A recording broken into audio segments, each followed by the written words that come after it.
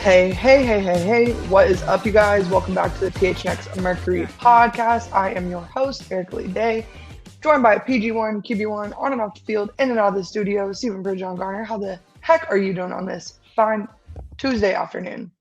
Well, let's say I'm chilling, but it's too hot for all that. So I'm doing well. It is extremely hot. I think I've mentioned my brick endeavors to you guys. I'm not sure, but me and my roommate have officially given up on the bricks. We're hiring somebody to do it. So if you were wondering about my general contracting days, they're over. Way too hot for those bricks. I'm me. I'm good. Anyways, Man. Make the try. Hey, sorry. Overheads. My bad. Continue. Kevin might not even got that one. I can barely hear, I'm a little deaf. Anyways, also the newest member of our fine program, Gil McGregor. How the heck are you doing today?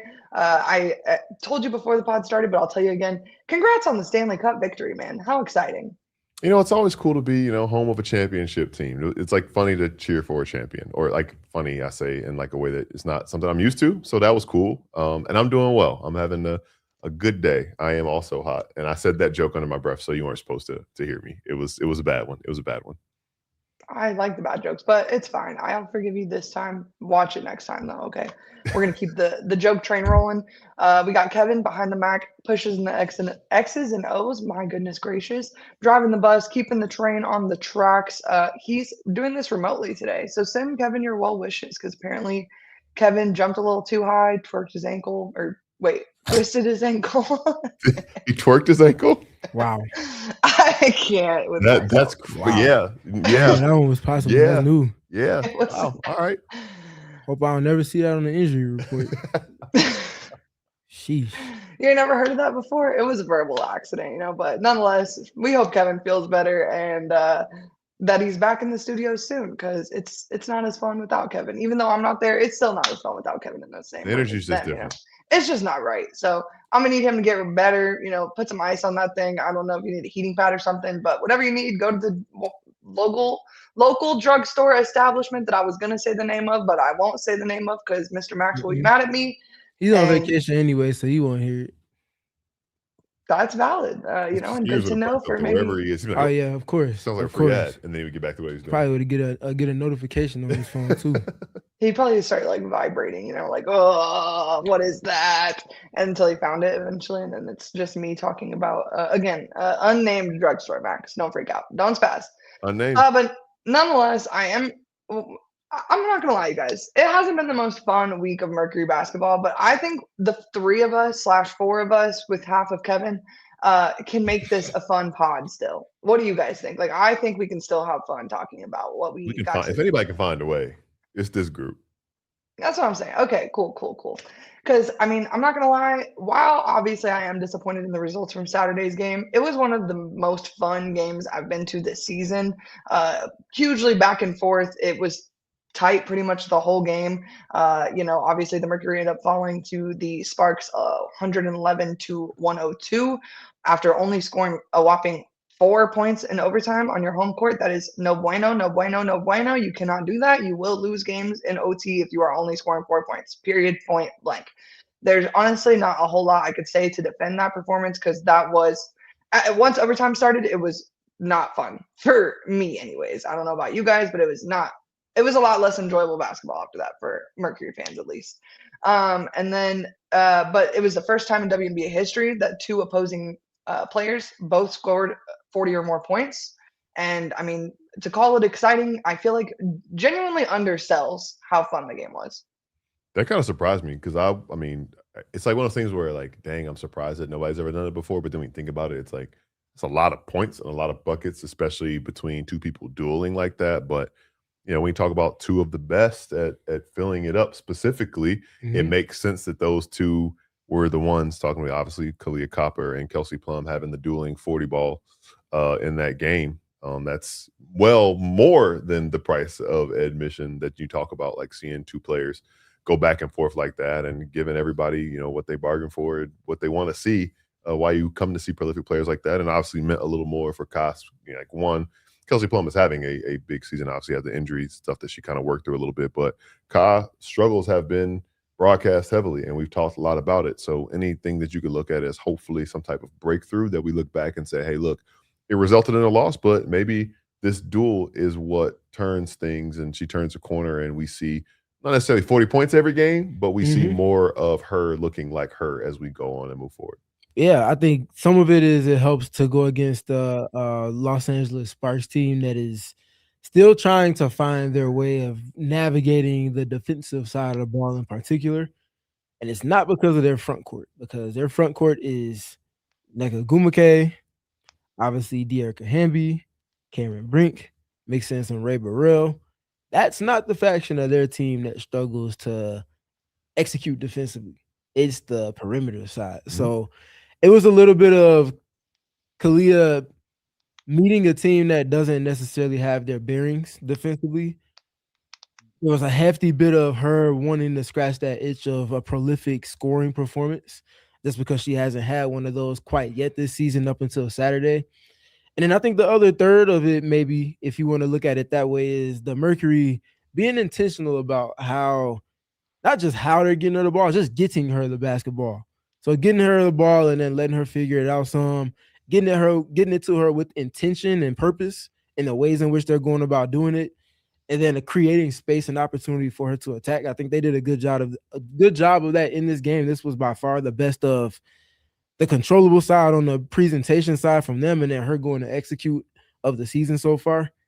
And yeah, like I feel like we're all kind of hinting that this is not a surprise at all. Like a career high 41 points for Kahleah is definitely impressive, and I don't want to gloss over that. But we all know this is what she's capable of on any given night, especially when it means a lot in terms of the stakes of the game. And this is clearly a game they wanted. They didn't have enough to get it. But I don't think that takes away from what this performance was from her. Well, and you guys both make a lot of great points, but like I feel like when I think back to our last show of last week, we all three of us talked about like the identity that this team wants to play with, and allowing 111 points kind of speaks to the anti-identity that this team wants to play with. And so while obviously all of us are super excited for the offensive performance that Kahleah had, there's a whole other side of the stick here that regardless of if they had won or lost the game in overtime, it wasn't a Phoenix Mercury style game, and that is an issue. Yeah, I mean, the glaring one for me, like Kelsey Plum is capable, liable to erupt for 43 points on any given night. She, as Lynn Roberts said in pregame, for her money is the best one-on-one player in the W. I find it hard to argue against that, though number 22 up the street in Vegas would like to have a word on one-on-one play, because I don't think anybody's not just stopping her, but scoring on her just for how great she is as a defender. But that's another topic for another day. Kelsey Plum is in the conversation for best one-on-one players in the W, and has been there for the past like 4 years at the bare minimum. So there's credence there. 43 for her. Okay, cool. Would like to take a little bit off of that, but she got a majority of that in the second half. Rae Burrell with 24 points. That's the one where it's like, all right, if Kelsey's getting 43, no one else should be getting more than probably 15. If you're saying that the game is still being played on the terms that the Mercury wanted to be played on, the fact that Rae went and took 43 points, or when they earned 24 points because she had a great game, speaks to her attitude and her mindset, but also speaks to some of what the Mercury just weren't doing. I'm just recounting some of her buckets. Unaccounted for in transition a couple of times, a couple of hustle 50-50 ball scenarios where she beats everybody to the ball, and then she's able to then score off of that, or a teammate of hers does that, and now she gets a wide open opportunity to knock down the three. Like, those are the non-negotiables if you're talking about a team that hangs their hat on defense historically. In this specific era, they do so as well. And it's a team that's trying to turn the corner on that end in particular. That is non-negotiable. I think it was tough, and we talk about Kelsey and looking at the box score. She had 17 in the fourth quarter. And the crazy part about it is the Sparks had 19 points in the fourth quarter. So it's one of those things where it's another heartbreaking loss. Every time you needed to get that one stop, she was the answer. And at a certain point, right, easier said than done, stopping her or shutting her down. It sounds great. It sounds great in really theory, does. but it's not the easiest thing to do. But you know who's taking the shot. You know the ball is going to be in number 10's hands. You know that's what's going to happen. And Kelsey Plum made plays. That's why she is who she is. But to the point, the only other person that scored in the fourth quarter was Rae Burrell. So she had the other 2 points. And it's one of those things we talk about, and I feel like this is a broken record. I feel like a broken record. Whereas, like, you give up a certain lead or a team comes back or they have a bucket to tie to force overtime. And if one thing goes differently during this run or during this meltdown or during this comeback, then you're having a different conversation right now. And I say the same thing. If Rae Burrell doesn't get the bucket that she gets in the fourth quarter, or if you just get that one stop on Kelsey Plum, we're having a different discussion of how they got it done in regulation and how this win could be something to build on. But instead, we're saying, here it is again, another tough opportunity, another tough shot where you feel like in some respects, at least offensively, you played well enough to win. There's still some things you need to do defensively, but it's just unfortunate and, again, frustrating that everything that went well, obviously a lot to work on, still did not result in a win, and we're talking about another loss. Your point about Rae Burrell was exactly what I was hoping you would lead to, because, you know, you can live with the 43 points from Kelsey. Obviously, like you said, you would love to shave 5, even 10 off of that, but when you allow Kelsey to have 40 plus, you cannot allow Rae Burrell to also have almost 25 points on you. And that was really where you lost the game. I mean, and I say this in the most respectful fashion possible, but like, if the Mercury could have stopped Rae Burrell, they win the game.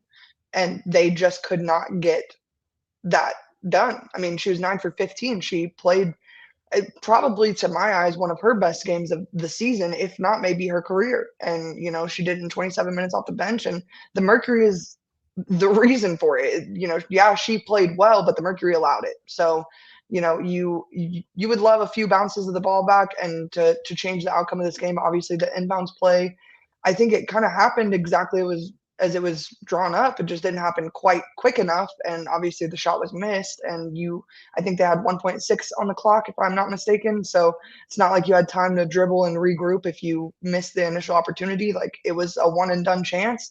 It was missed. We'll go to overtime and obviously struggle in overtime versus Sparks. So like I said, this is just like another kind of tip of the hat to opposing teams for making the Mercury do things that aren't doing it their way and making their lives, you know, 15 times harder than it needs to be. Because if the Mercury are playing their style of basketball, you know, that Kahleah Copper 40 ball probably doesn't have to wait till overtime if they are playing their style of basketball. For sure. I think while we're touching on the kind of Kelsey Plum scoring performance, I want to just appreciate how great of a basketball player that is. A player that does not have a size advantage in any capacity, going to score to the prolific extent that she can on the terms in which she does, that is special.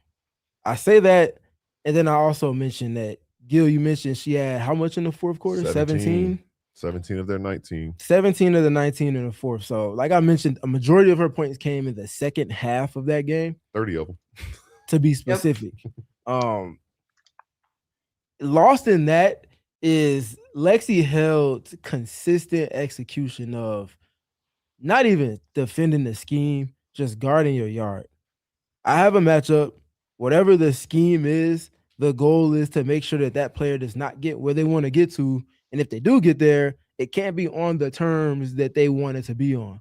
So Lexi Held one-on-one with Kelsey Plum early in the clock, sliding the puppies, chesting the basketball, staying in defensive advantage, making sure if she turns the corner, she feels her on her hip the whole way, to the extent of a couple tip kind of gathers, a couple times where Kelsey just can't get to the cup. So she ends up kicking it after 2 or 3 attempts. And now there's only like single-digit number of seconds on the clock. They ran no offense. That's as good as a stop. Now, whether the Mercury come away with the shot, with the rebound after the shot that takes place, that's a whole nother conversation. Lexi Held's job, putting the fire out early in the clock, middle of the clock, 2 thumbs up. Great job. And rinse and repeat. Lexi Held had a very good defensive game against Kelsey Plum. When Kelsey got it going in the second half, just go back and look at some of the shots. There were some that came from Mercury in rotation, miscommunication. The last person you want on the court taking a wide open shot is her, and she gets one at a meaningful time. But most of those points that she got, mid to late shot clock, one-on-one, Lexi Held's in decent position if it's her that's guarding her, gets up a solid contest. Tough shot maker doing what she does best, making tough shots, but it's not coming easily. is coming under duress of pressure, but also duress of the clock. And I think that lost in translation of what is good defense and what is not is what the goal of a defensive possession is. If that goal is executed, and the thing that should be in the back of your mind is the best defense in the world can't always stop the best offense. And I think that's what you succumb yourself to when you're going up against someone like Kelsey Plum, because late shot clock, like that's what you want. Guess what? That's also great. That's something she's great at. So it's like same thing with like someone like Chelsea Gray. You say you want to force them to the late clock. Cool. Here's one of those 3, 2, 1 second left step backs, and it just barely touches the net as it goes through the rim. And it's like, well, that wasn't bad defense. That was just great offense. You got to tip your hat and hope that you can compile those efforts consistently and hope that it kind of balances out. That's the thing. I think you made a great point, because you see that so much in the game, is that there are times where sometimes you just got to say, yeah, I did what I could. You know, tip your cap. They made a tough shot. I said that to you last Friday. It's like a couple times. Yeah, right. It's like, look, like good defense, better offense. And that just happens, and that's part of it. But the thing is, if you play good defense to the level of defense consistently, that's going to happen few and far in between. Now, of course, you're going to play elite scorers. There are elite scorers in this league. And then there are elite scorers that just get in that zone. And then you see them go for 35, 40, 43 points. But kind of goes back to the identity, the principles that you talk about. If you can have that identity, and it's easy to get a little downtrodden about it if you do have that and it's not working in your favor. It's not giving you the results that you want. So I understand that that's tricky and it could be difficult. But yeah, like I think people should deserve more credit when you play tough defense and do all you can, and you have a lot of reps where you can look back and say, there's nothing I could do. They didn't see my hand there. Like it was as if my hand wasn't there. It is what it is. So that's a great point. You talk about that. Yeah, defense and rebounding are the two most as a point guard, also passing, rebounding, defense, the three most unforgiving things that are as integral to winning basketball as anything else that you want to bring up. I'm glad you raised the point about Lexi and also Mo, albeit with foul trouble. But, you know, I had a new to the Mercury beat gentleman next to me during the game, and he was like, what else can Lexi do? And I'm like, exactly, what else can she do? Yeah, I mean, it's one of those games where I guess the rim is just wide open for KP and Ka. You know, you have to let yourself live with that. But that being said, I want to talk about Natasha Mack's performance really quickly, and just everything that she's kind of been to the team so far. You know, I joked about this last week, but, you know, I'm going to do it anyways. The team is obviously not winning games right now, and that does make this case much more difficult. But the case for Natasha Mack, most improved player, is borderline making itself at this point. She is one of those players that is impactful on both ends of the floor. She's always doing the right thing, and those little moments like when she, you know, got the putback to ultimately tie the game to take it to overtime, you know, that the celebration between her and AT, and honestly that's on me for not having the video sent to Kevin because we could play it right now, but the celebration between the two, like AT doesn't put her trust into just anybody. Like there is a willingness that you have to play the right style of basketball alongside AT for her to be willing to trust you in that way. And AT obviously trusts Natasha Mack. She has scored more points than ever this year. She's rebounded the ball better than ever this year. She's also blocked more shots than ever before this year. Her steals, her hands are active. The Macktivity is, thank God we coined that phrase 2 years ago. Thank God. Yeah, I know. We talked about this before, and it was after she made history in her performance. I guess what was that, a week and a half ago, 2 weeks ago almost. And one of the things that I was just looking at, and you think about, we talked about it, it's like winning is a part of the equation too, to be considered for awards, and that can kind of fix itself, I guess, so to speak. But the one that stands out to me is that through 15 games this season, 4 double-doubles. In the previous 78 games of her career, which obviously different roles, different opportunities, and not necessarily as much trust in, she has 1 double-double. So think about the fact that you've quadrupled that in 15 games. And even just looking at last year, just had the one game last year. So it's a thing to be able to be asked much more of you than you were ever asked of before, but to step into that role and kind of find new life at this stage of your career, I think that is what the spirit, and I talk about this in any league, any level of basketball, the spirit of most improved player, I believe, is that. So hopefully there can be enough team success for real consideration, but I think the conversation is definitely valid, and I would fully expect to see Mack among finalists, if nothing else. And I think that that'd be the last name standing if this team can turn it around in some way, shape, form, or fashion to where the record looks a little bit better aesthetically. Yeah, she's not winning it. Yeah. I mean, I hate to say it because her efforts, her growth, her intention, the impact on the game with all of those points of growth that you mentioned perfectly, you can't ask for more than Natasha Mack brought. For crying out loud, Kahleah Copper, Alyssa Thomas out, and she turns into a mid-range assassin. It looks decent. And it looks good. Look good. And there's clear confidence there. This is not her experimenting and trying things. It's like, no, this is the work. And because of players being out, now I'm extending a little bit more of that creative freedom that we talk about. And I'm taking advantage. I got opportunities. I'm letting this thing rip. I've been putting in this work for a reason. Let's go. Like, it's not for her. It's not for a lack of impact or growth on her side that she's not going to win it at this present moment. It's because when you're one of the worst teams in the league and the expectations for your team were the opposite side of the spectrum of that, like that's just not something that's in the cards at this present moment, unfortunately. Now, what I will say is if she is vying for that come into the season, that would mean that she sustains all of these things that we're now growing to expect from her on a consistent basis in tandem with Alyssa doing the things that makes her one of the best players ever. Kahleah Copper doing a lot of the things that makes her one of the better scorers that the league has seen, especially in recent memory. Like, those are the things that are in the way. If everybody else does their job to the extent that Natasha Mack has done her job in particular this season, the Mercury will be a team that finished this regular season in the playoffs. Now, what seeding that might be doesn't even matter at this point. They just want to get to the dance. And then once you get to the dance, they'll figure out who they're dancing with and then figure out how to win going forward. But I think Natasha Mack is the barometer for the team right now. Everybody needs to get in line with what Mack is doing specific to her role, do the things to their role to the extent that she's shown to on a consistent basis, the ways that she's shown to this season.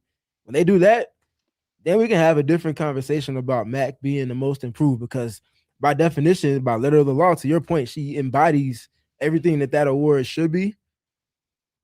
But the context is the context on the other side of it. 100%. It's one of those things too where you see it and you say, oh, this person is playing outside of themselves. When are they going to come back down to earth? Yeah. And then you turn a corner and it's like, that's just who they are. And I think that we're having that realization right now with all the things that are sustainable, that are consistent, and that are the mark of a player who is coming into their own. And that's what's been the most impressive part about it, because as we said, more is being asked of her. And you can either step up to the challenge and answer the call and continue to earn the trust of those around you, or you can be up and down. And obviously, there are going to be highs and lows for anybody in a 44-game season. Sure. And I will say, like, some of the lows, who's the first person to say, I didn't play up to my standard? I didn't play well today. I'm going to be better, y'all. It's Mack. If it's not in the media, it's on Twitter. It's on Twitter, right? It's on social media, which is something that, I guess, a certain level of candor not necessarily everybody has to have, but that's appreciated because we don't even have to say it. We can be like, oh yeah, you could have been better. You could have done this better. You could have done that better. But the first person being the person in the mirror to say that, that's really important. Our good friend and producer Kevin asked in the chat, I have a question. Do we think winning should matter as much for most improved? Like, if Mack has taken a huge leap, she's taken the leap. It's not Mack's direct fault. The team is struggling. It's different to MVP or whatnot. I know it's not really reality, but just a thought exercise. I think to an extent, yeah, it has the impact winning in some capacity. I think winning relative to expectations that your team has placed upon them. So again, that's independent of her. But I think part of the circumstances of the situation she's in is that you just don't get award recognition, even if your individual talent suggests it, just because it is a team game and the team has to be benefiting more than they've shown to so far this season. So independent of her, but unfortunately, because of that kind of umbrella that's on her improvement so far, I just can't get there quite yet. I think it has to be like it's a rare case. I think in this case, 100%. But like if it's somebody that went from averaging like 4 points and it's like average like a 20-point double, and it's like, different. Oh, okay, like they're doing what they can. Their team just isn't holding up their end of the bargain. But I think it's more of the improvement is there, and honestly could be the biggest leap among anybody in the league. But people aren't going to look twice at a team if it's 7 games under 500. Now, if this team instead of 4-11 was, and we could even count the games that they probably could have had, they're 8-7 instead of 4-11. We're having this conversation for sure. And I'm going to continue to hit home until I feel like it's just too far gone. There still can be a turnaround. They still can be 7 games over 500 in a 20 or 25 game span, and it evens back out. Like teams have slumps. There's a world in which this slump is just happening at the beginning of the year. Now, there's more and more evidence that's suggesting that it might not be, but there is still time for it to turn around. And as we were saying, if this level is sustained and maybe even improved because those around her are getting better, then people will start to look and be like, oh, man, how'd this team turn around? Oh, wait, Max been putting up these type of numbers all season? Okay, like that's worthy of consideration. So winning cures all, winning fixes all, and winning puts a spotlight on you too. I am curious because if they crawl their way back to 500, I think the expectations of this team were, at least for us, so much higher that, like, I wonder, obviously, yes, the record plays a role into it, but the expectation piece of it all as well, and just like where everyone is expecting this team to land and how that kind of plays into effect of it all. But nonetheless, not a voter. So I wish it didn't matter, but I know the reality of life is that it does. So team winning matters for individual awards. It always has. Just ask, that girl up north in 22 for the Las Vegas Aces. That being said, just want to make sure we shout out Mac though, because she's been, again, like I said, I think I said it 2 weeks ago, like for expectations on roll and maybe even exceeding those expectations on a consistent basis. If you're looking at it through that lens, she's been their best player so far this season as far as that goes. Right. So kudos to Matt. Keep doing what you're doing. There's more to earn on the other side of that, but you need your teammates to hold up their kind of end of all of that too to make it all kind of work for you on that side. My last thought too, because like I don't know what it would be if it's a B+, A-, or just A or A+, but like it's in that range of what. You grade it now. I would say, would you give her an A+? A+. A+. It's you know how hard it is to have an A+ on a season and your team to have the record that they have. That just shows, like, to the point you were saying, if everybody else was playing C+ or B- basketball, we're having a different conversation because one of the key swing players on this team that, like, in order for you to be good, this player has to, like, Mac had to make the leap that she's made for this team to have any chance at being who or what they want it to be. And if everybody else was just a fraction better, but as we talked about it, the grade for the season was an F when we gave that quarterly grade, and that's a big product of a lot of failing grades across the board. So if there's people just talk about getting an A on the group project, they're getting the F. She's getting F on the group project, and she's the one doing A+ work, which is a tough spot to be in. I mean, yeah, like you look at the things that you ask her to do: game possessions, be an offensive rebounder. She's just been one of the best in the W with that. Be an elite pick and roll defender. She's been that. Rim protection, been that. Stocks, been that. The activity-based stats on defense, she's been that. Any other thing is the multiple effort rim running, like all of that stuff. She's done that stuff consistently. Add to that some of the sneaky cuts that she's been good with, whether she gets a direct point for it because of the timing of it, and she kind of manipulates the dunker spot in particular, but also her timing on cuts that create opportunities for shooters.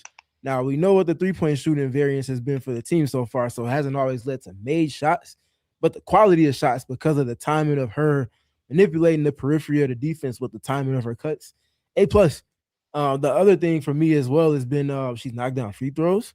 She's done like a lot of the things that you would ask her to, and what really gives her the stamping of the A+ for me is that game in Seattle two Fridays ago, where she goes in there without Alyssa Thomas and Kahleah Copper. And it's not that, oh man, the two best players not around, so I can't do my job. No, I'm gonna do my job and then some.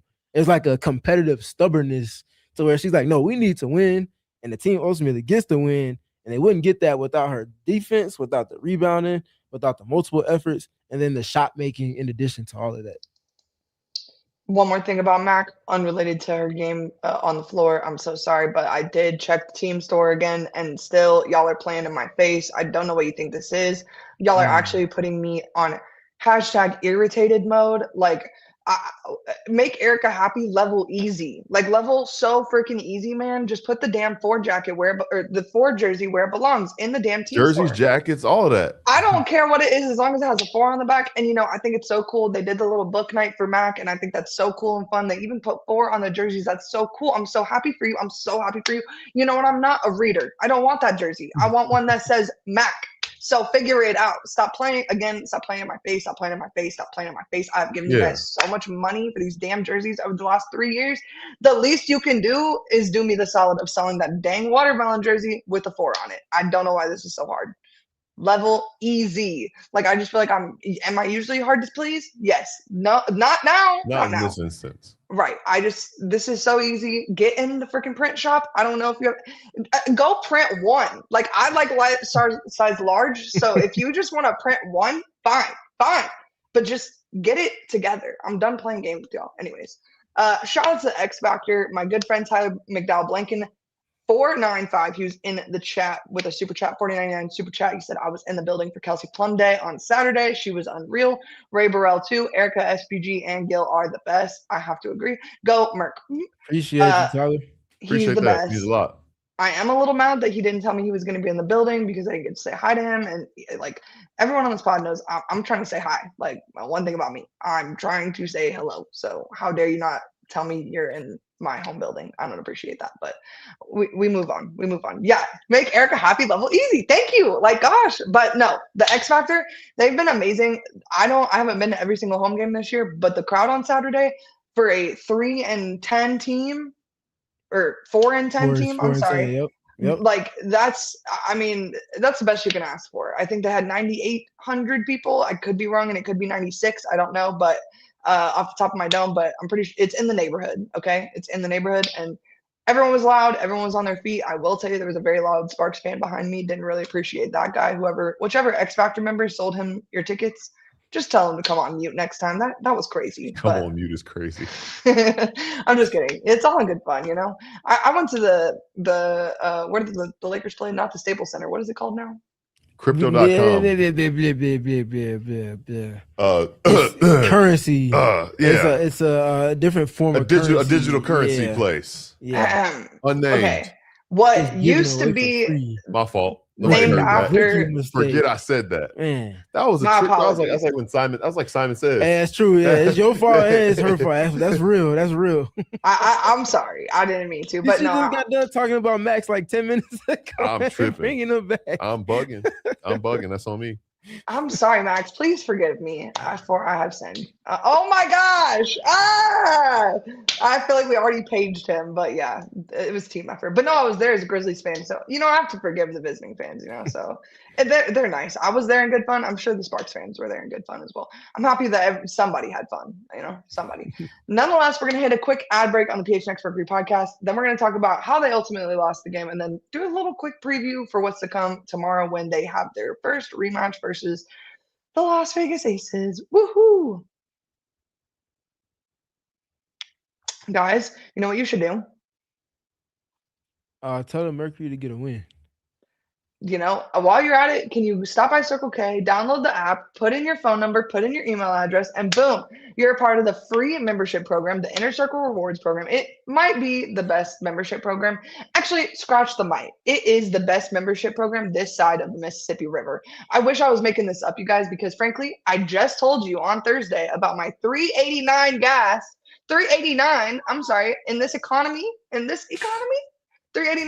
Oh my God. Yeah, and you might have missed out if you weren't an Inner Circle member like me and got to put in your little phone number at the gas pump, and then it says magic 40 cents off a gallon.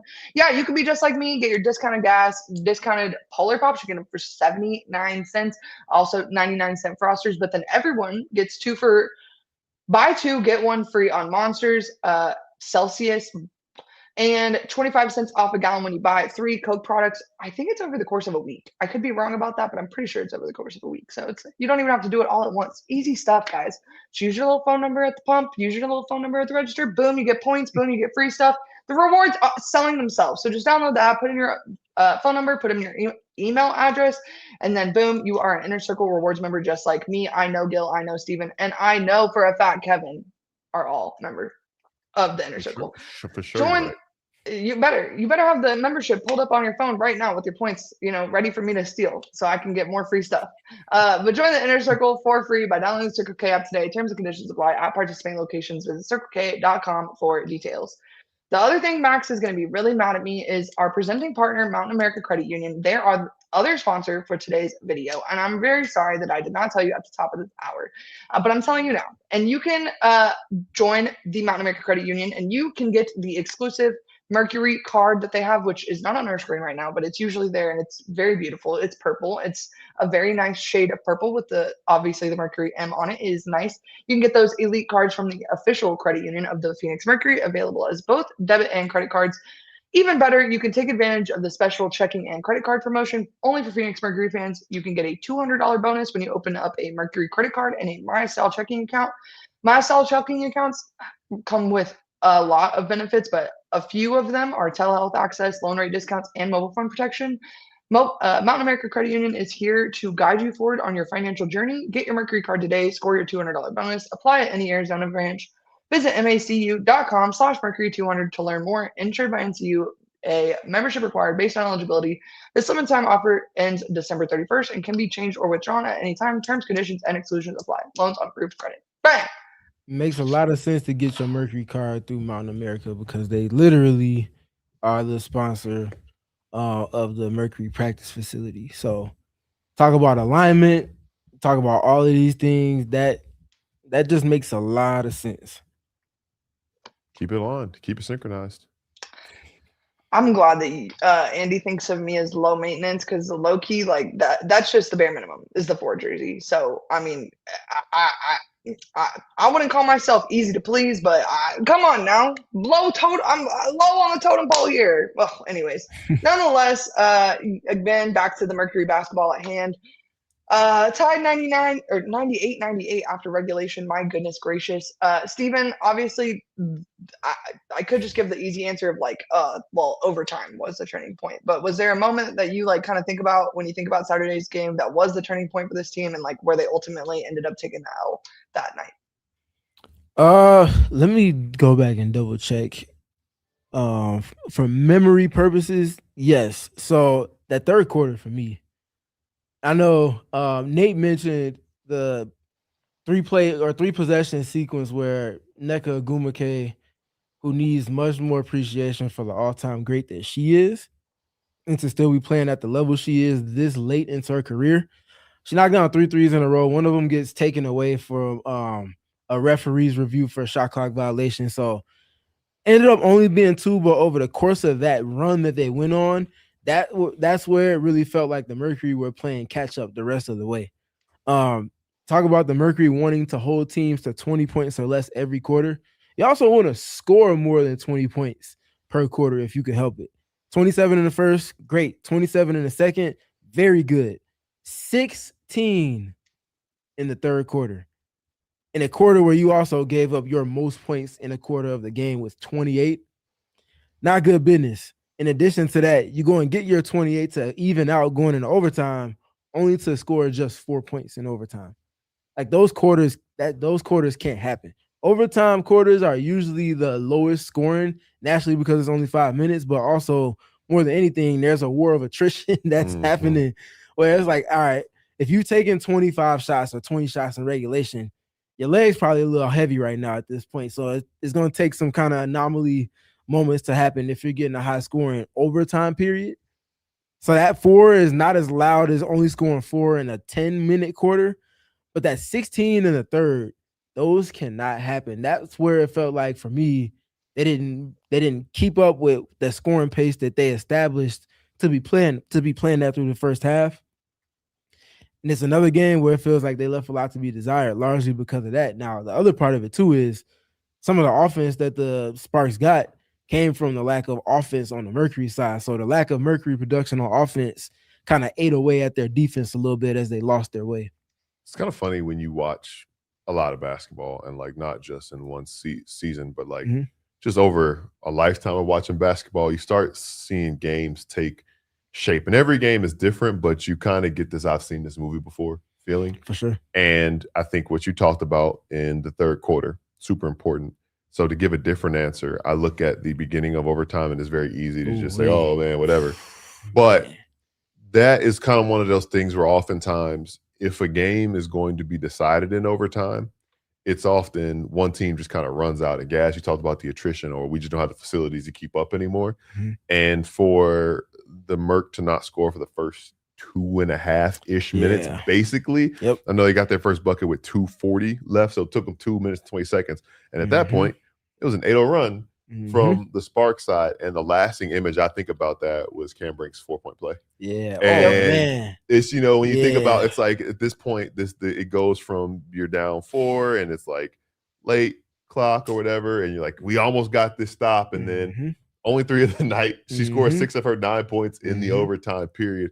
And that was just so emphatic in that it was demoralizing. It was kind of a backbreaker. Kind of one of those things where you don't think you're defeated at that point, but it is very deflating to where it's like a lot's got to go our way to overcome an 8-point deficit over the last, 2-3 minutes in the game, which is kind of a lot of time, but it's just this team's got so much going for them. So if I look at it alternatively, that was the stretch, and that play specifically was the one where it kind of feels like, yeah, it's not our night anymore. Yeah, that's where it gets real tough, man, because it's like, to your point, it's like you feel like you've done so much to give yourself a chance. And then you're like, okay, finally scored. Cool. Now we just got to get a couple stops. And that defensive possession where they gave up the Cam Brink 3, they did a solid job. That took place late in the clock. Another one of those late clocks. On the shot clock. About as late as it gets in the clock. I think it was Dewana helped off the corner to help Monique on a switch as a drive happened. And Monique was getting out to the corner after Dewana got done helping her on the drive. Was just like a hair late and a hair too long on the closeout. Cam Brink, now she shoots it off balance for sure. It's not her traditional shot form, but she wasn't. And respectfully, that's kind of a shot you kind of live with, right? Sure. Like, 100%. 100%. But not with the 4-point opportunity. The foul. And the timing in the game again, too. Context-wise, you just got a couple of stops. Like, if to your point, you're like, all right, if we can just get a couple more bounces to go our way, we might have a chance at the end of this quarter. And then it just kind of evaporated with that one. You could feel the energy kind of like, man, I can remember people like after Cameron not just hit the shot and then made the free throw, the aisles, people started walking up the aisles. Yep. That was the tough part, yeah. So that one kind of was like a pin in the balloon, if you will, right there. Well, and I know that you've been at availability. I think there was availability on Sunday. Am I crazy or am I? No, Sunday was a blackout day for them. They got rolling Monday and obviously today. But to your point, yes, there was. Okay, there has been pertinent things said for sure. Well, I just want to give you a chance to talk about it real quick because you've been there. No, it definitely gives a nice peek behind the curtain in terms of what the temperament is of the team. Just kind of some of the expectations and maybe where things aren't quite necessarily being met at the moment. So we can go ahead and start first. Let's start with Alyssa Thomas speaking on the early season woes for the team and if she's seen any improvements from them on the defensive end of the floor in particular. A lot of it is our defense. We're struggling to guard anybody. That comes down to 1, pride, 2, learning from our mistakes and coming in here and, being held accountable. And we got to get better each and every day in that area. And if we don't, it's just going to continue to result how it is right now. Do you feel that there are strides being made on that end?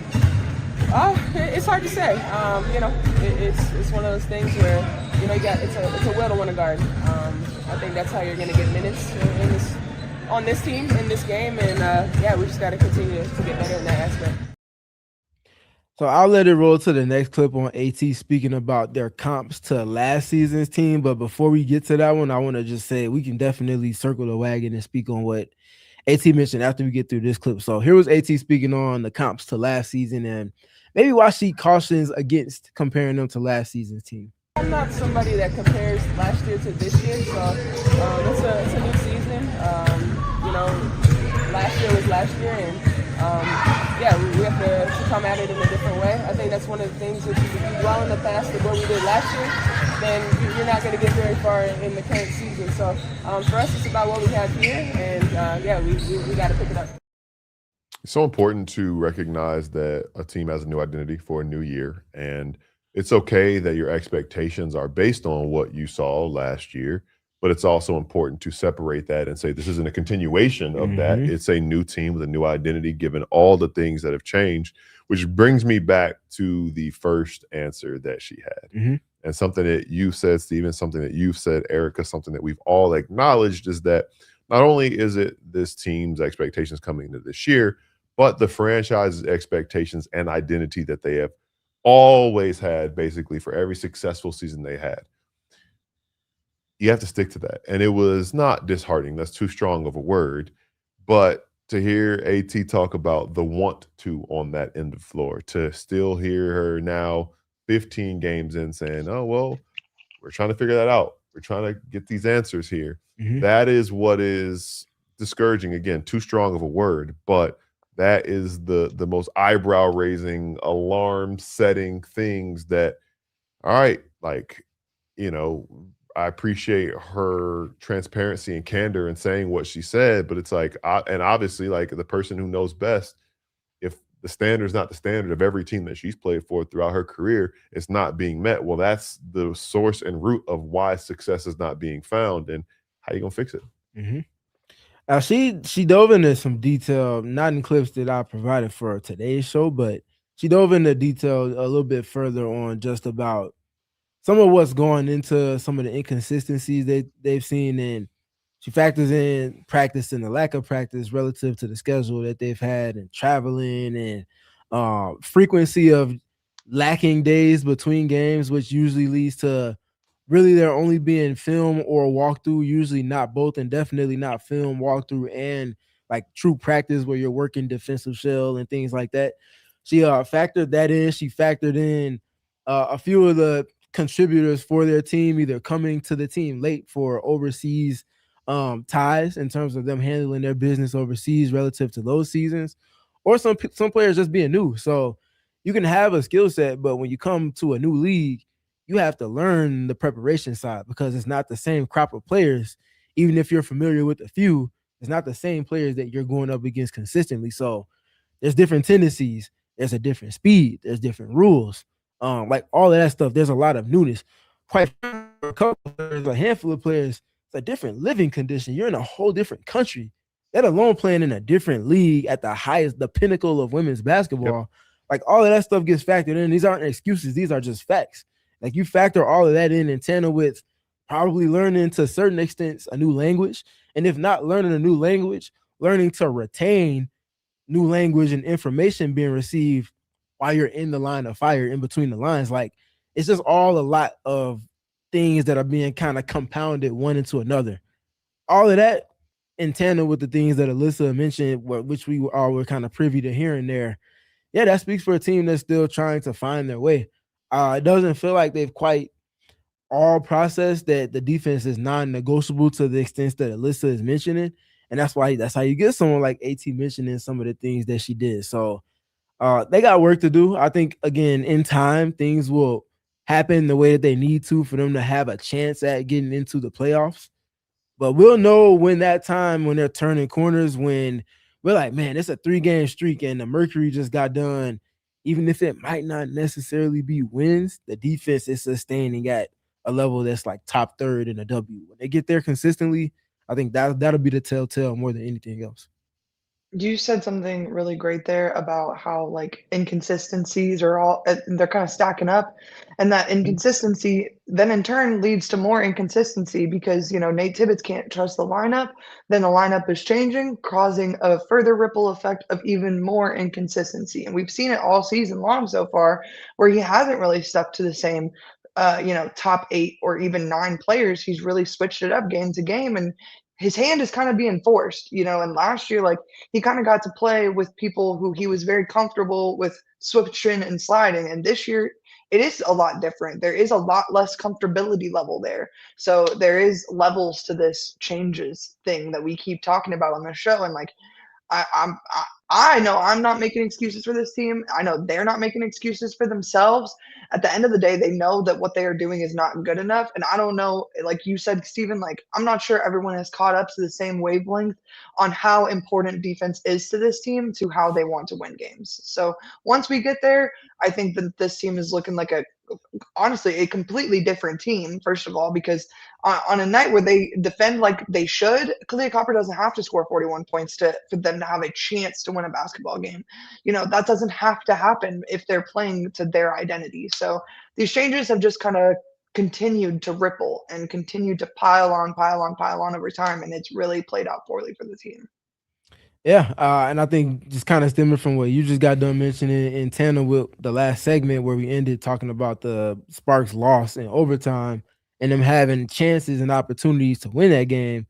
Here was what Alyssa had to say about what she feels like they need to do a little bit more of to win some of these kind of close games that they've consistently lost this season so far. A complete game. Yeah, that's just the nature of the WNBA, of trying to put together a 40-minute game. And that's where we're trying to teach this group that just doesn't know that. You can't take 1 minute off, and like you see, I mean, that's the difference in a game. So just trying to complete a whole game. So it's always fun to listen to a leader speak, because there's certain words that will be used that give you an idea of where they are mentally on things. So if you go back and listen to that clip, Kevin, you don't have to play it again, but just think back on what you just heard. And she talked about that's where we are trying to teach this group. So we, and you might be wondering, okay, who is we? That's the coaching staff. That's the veteran faction of the roster as well. Obviously, AT herself, DeWanna, add Sammy in there, and Kahleah Copper. Like that's the vet faction. All of those players have been to the championship stage. All those players have been in gold medal type situations internationally, or championship level situations internationally. That's what it means for them. That's where they're at right now. They're trying to get the rest of the group up to speed. Now, if we're being honest, even in the veteran faction, there we can point to things excluding Sammy Whitcomb and say, you can be better here, you can be better there, you can be better in this, you can be better in that. Like that matters too. But I think that the know-how and the having been there, done that before, to help kind of be a guiding hand through it all, to get the younger, maybe less experienced faction of the roster up to speed with where they need them to be at for them to turn the corner collectively. I think that's where the magic is. So it's not going to happen overnight. And I hate to say it, it might take a handful more losses for it to click and for it to sustain the way in which they needed to. But that's kind of where they are right now. And I appreciate Alyssa being transparent as she was. Like I said, there was plenty more, and we didn't have enough time to clip up everything, but I think some of the most pertinent things, there's a lot to glean from. And she's never been someone that minces her words. You can always get an idea of where her mindset is just based off of her honest disposition.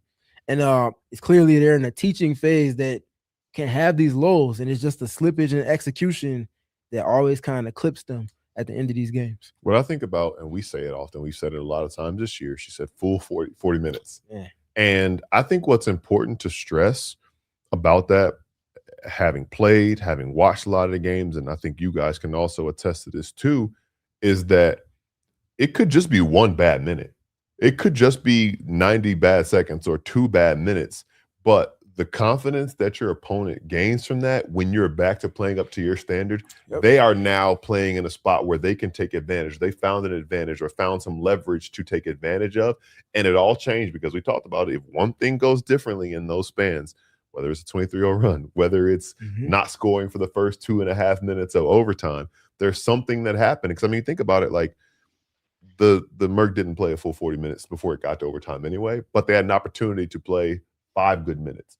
And playing 2.5 bad minutes ruin their chances to win a game. So you got to win the games within the games. Oftentimes I look at, like, how do you pull off an upset? How do you get over a losing streak? And what it is, you got to play a bunch of games in the games, not even just the quarters. Let's win this first segment before the first media timeout. Let's win this next one. Let's come out of the halftime break and win the first 5 minutes of the second half. That's kind of getting back to the building blocks and basics to, again, learn as a group what type of identity you want to have and how to win games and how to approach the game the right way, because ultimately this team isn't able to look at it in a macro view, and especially where they are in the season at 4-11, they can't afford to look at it like that. You have to look at it little by little, and that eventually will get habits that just last over the course of 40 minutes. but I think we all can agree that they are not there yet. 40 minutes at a time, and 4 minutes of those 40 at a time. Please. Yeah. I know we got one more clip from practice today, so I want to let us get to that before we talk about the Aces really, really quick at the end of this Mercury podcast.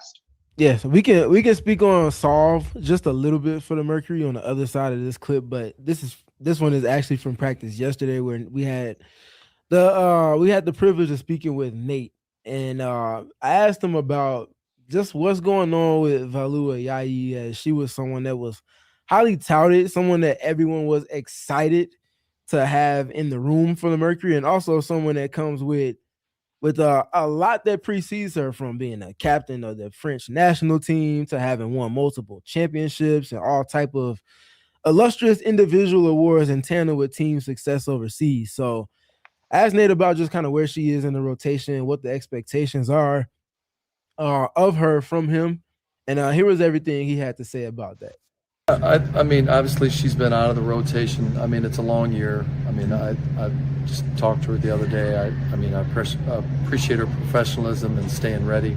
I think there's better basketball ahead for her. I don't know when that is going to happen.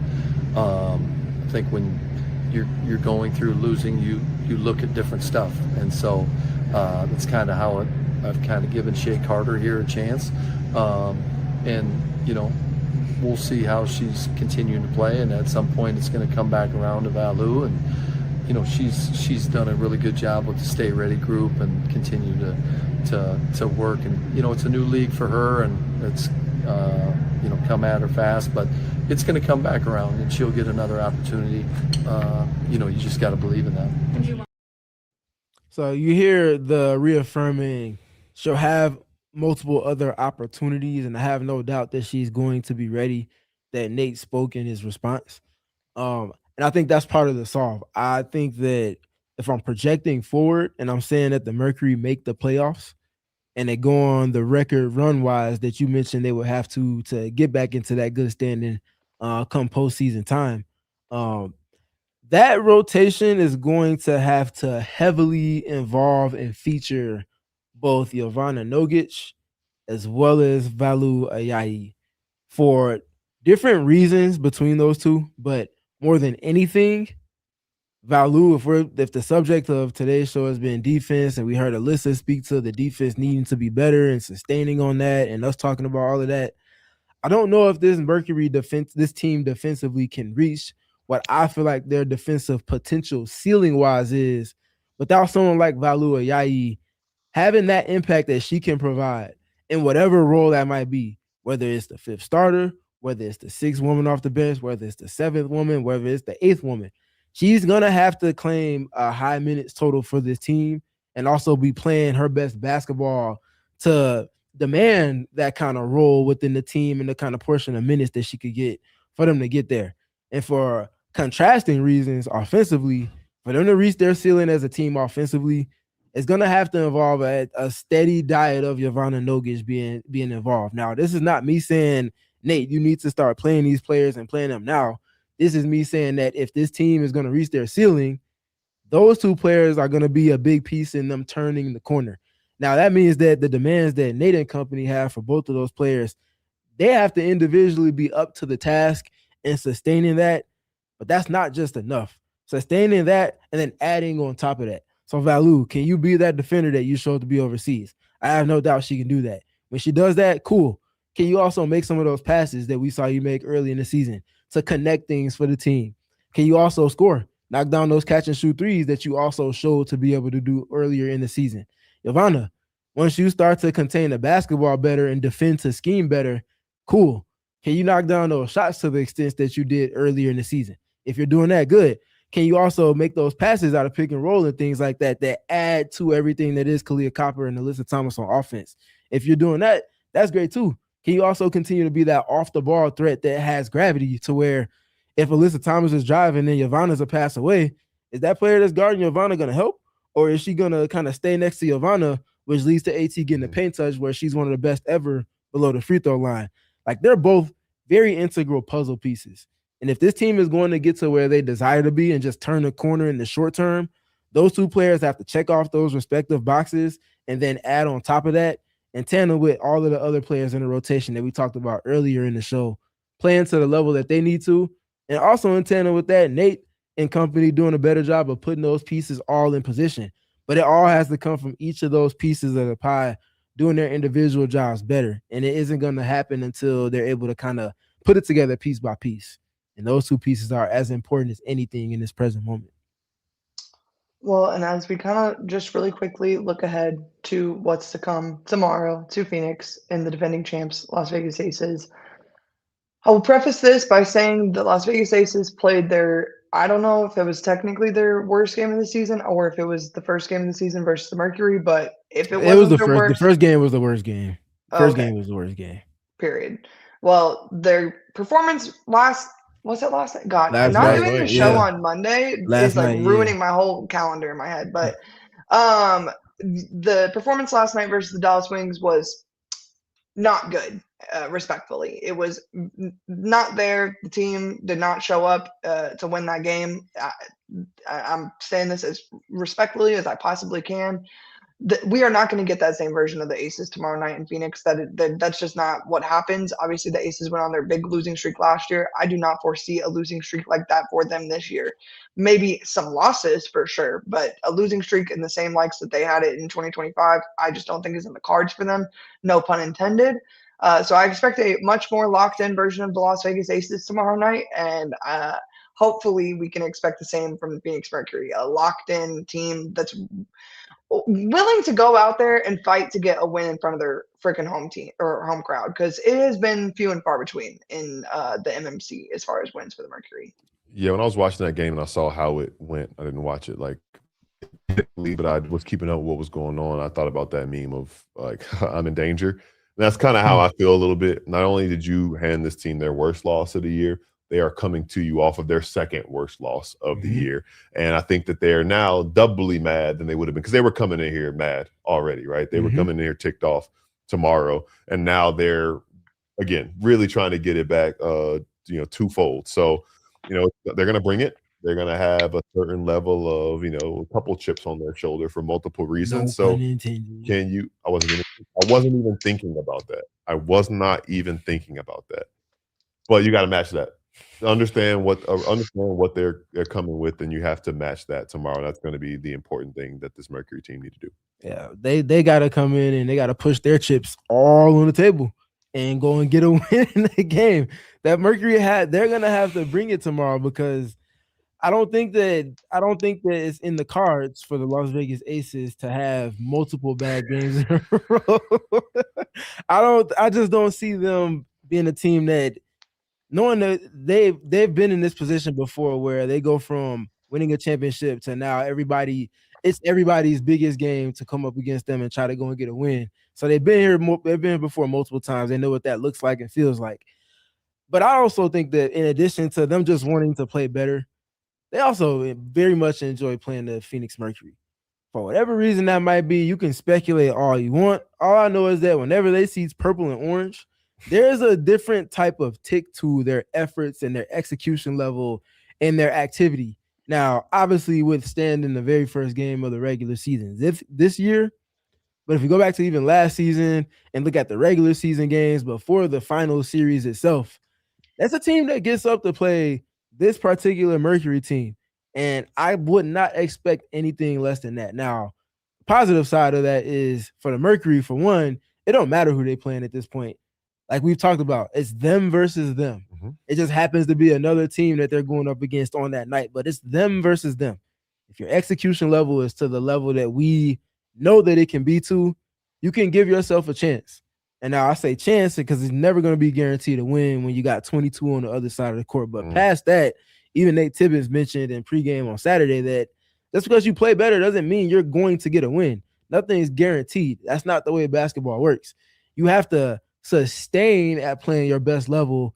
And when you do that, that's when the proverbial luck starts to work in your favor, because your frequency is aligned with the best version of you, maximizing whatever the ceiling of that group is.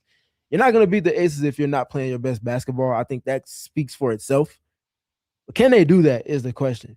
And I think that the build-up, context always matters, the build-up to tomorrow's game in tandem with who it is they're going up against. It's kind of another if not now, then when type situation. Yep. I'm firmly expecting one of the better efforts from the Phoenix Mercury. Whether that results in a win remains to be seen. But I think I would find some solace in seeing them put up a legitimate fight against a team that it seems like of all the games they played this season, the one game where we can say they, from start to finish, not just got the result, but brought the fight to the fight. It was that first game. So if you're going to get up for somebody, let's see about it tomorrow. Well, I hope they get the win. I'm trying to break out a Thunder stick or two over the next week or so. So please just do me a solid. Right now, invisible ones for now. That's making me Somebody sad. clip that. That's making me really No sad. context. But nonetheless, we still fulfilled our goal of somehow having a fun show despite the topics at hand today. So I'm feeling #blessed. One could say we've won it all despite losing a whole lot of times. So Raising the banner. Smiling through it all, can't believe this is my life. You know what I mean? But anyways, you guys, be sure to follow everyone on Twitter. You can start with Steven at StevenPG3. You can follow Gil at GilMcGregor_. You can follow me at Erika Lee Day. You can follow our super, super awesome producer, Kevin at Kevo Post. You can also follow all of us hooting and hollering together at PHNX_Mercury on Twitter. Our next show will be Thursday at 5:30 p.m. if my memory does serve me correctly, and I believe that it does. So we'll see you guys on Thursday at 5:30. Or we will see you guys tomorrow at the Mercury game, as I believe all three of us will be in attendance. So don't anything I want to do, and we will see you guys on Thursday. Bye. We all silly like the mayor.